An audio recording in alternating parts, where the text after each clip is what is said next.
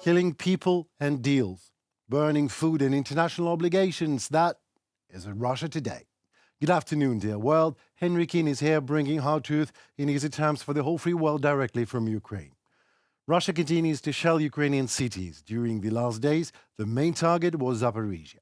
Civilian objects, restaurants, hotels, residential buildings, all is good for a terrorist country. Perhaps someone would like to believe that missiles just missed the military target. Oh no. The Russian propaganda heads, talking heads, one before the other, name all the targets where the missiles did destroy as a military object. I call it a Russian military naming. Bomb a civilian object and then call it a military one. And if anyone from the Ukrainian military was actually present at the time of their attack, it is literally a bloody gold mine for Russian propaganda. Just 2 weeks ago, the Russians attacked a restaurant in Kramatorsk, a place where military personnel sent for rotation or temporary rest could meet their relatives. The Russians hit a residential block with Kh-35 missile. The next day, they targeted Raykat's hotel with an Iskander K missile, probably expecting Zelensky or Zelensky holding a meeting there.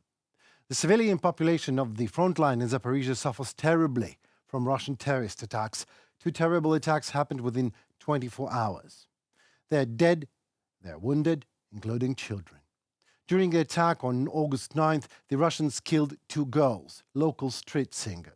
Then Russian missile damaged an Orthodox church. By the way, the Raykat's hotel attacked by Russians was actually children's day camp, as well as place where UN staff and their colleagues stayed during business trips to support victims of war. The attack on Zaporizhzhia was condemned by UN humanitarian coordinator in Ukraine, Denise Brown. She also called on Russia, in the name of humanity, to abide by its obligations under international humanitarian law and to immediately stop indiscriminate strikes on Ukraine. Oh, dear Denise Brown. Same uselessly, you could keep on calling to dead people. The Kremlin in general, and Putin in particular, is deaf to everything human and humanitarian. This is why this war should become Putin's last. Enemy attacks killed a 66-year-old woman in Zaporizhzhia and a 70-year-old woman in Preobrazhenka. 21 people aged from 18 to 85 were injured. During the terrorist attack on Zaporizhzhia, among the wounded were 4 children, 3, 6, 10 and 14 years old. In addition, a 71-year-old resident of Preobrazhenka and 85-year-old resident of Mala Tokmachka were injured. There could have been more casualties if people had ignored the air raid warning. Over the past day, the Russian military has carried out 92 strikes on 23 settlements in the region. Yuri Malashko, head of the Zaporizhzhia Regional Military Administration, on Telegram.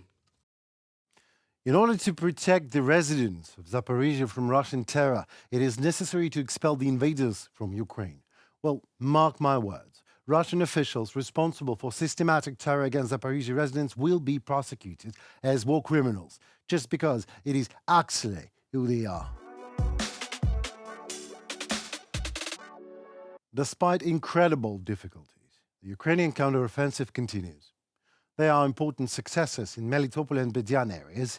The enemy is trying to hinder our counteroffensive efforts, resorting to attacks in the east, in order to tie up the Ukrainian forces and prevent them from concentrating on the main directions.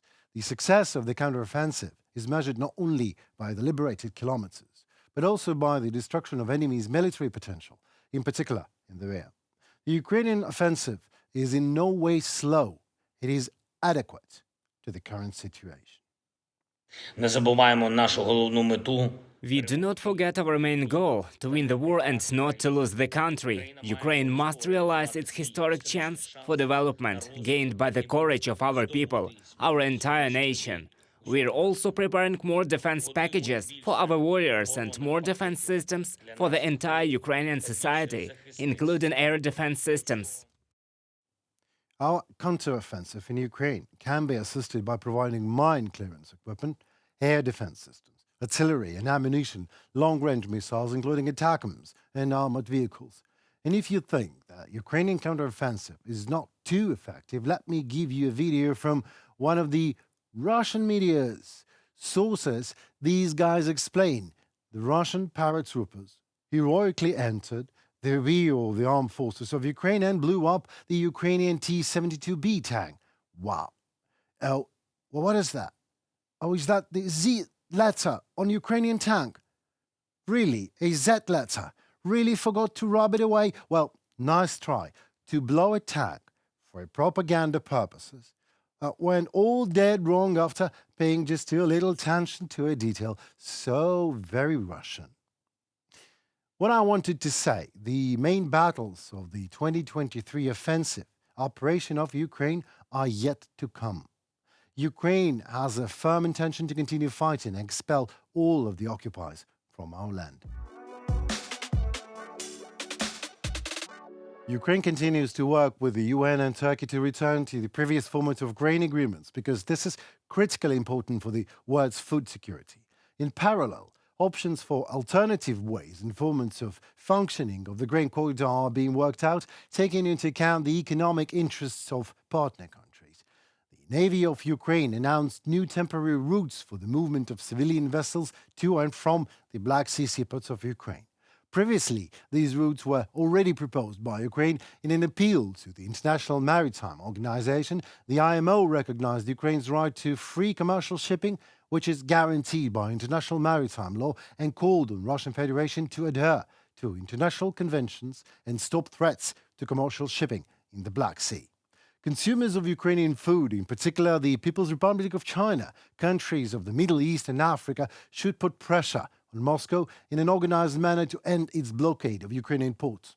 On July 17, 2023, Russia withdrew from the Black Sea Grain Initiative and began attacking Ukrainian seaports. The grain infrastructure in the Odessa city region has suffered the most from Russian strikes. As a result of numerous missile attacks on July 19, 2023, alone, 60,000 tons of agricultural products, which were planned actually to be sent to China, were destroyed. Disruption of export routes in the Black Sea causes problems for millions of people around the world. The increase of global prices for wheat and sunflower oil is only the tip of the iceberg in terms of its negative consequences. Russia should not use food as a weapon.